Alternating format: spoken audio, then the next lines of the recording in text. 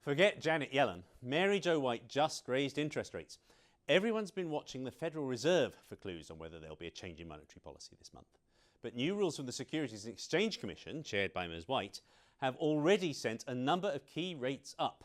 Now, the SEC's money market fund reforms have been a long time coming and they are long overdue. They reduce the attractiveness of funds that invest in commercial paper and other short-term debt issued by banks. Assets in these so-called prime funds have fallen by about $330 billion to $790 billion over the past 3 months, causing a collapse in demand for short-term paper and therefore a big jump in Libor, the London interbank offered rate. 3-month Libor is up almost a quarter point since June, for example, increasing funding costs for companies and cutting a source of arbitrage profits for financial institutions like banks. A critical question, therefore, is whether Libor is going to stay high. Now, the current rate may be slightly elevated.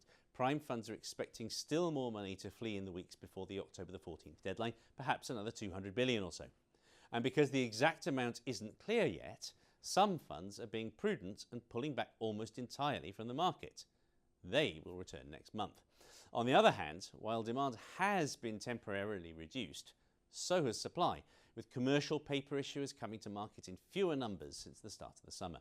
And the SEC reforms have wiped out a swathe of demand that is just not coming back.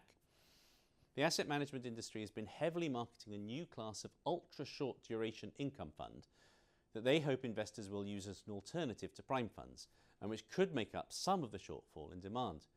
But money removed from prime funds isn't going into those other credit products. It's flowing to so-called government money market funds, which invest only in US Treasuries. The economic effects of higher Libor rates have been modest so far, but they add another factor for the Fed to weigh when it considers its own rate policy. So it's over to you, Ms. Yellen.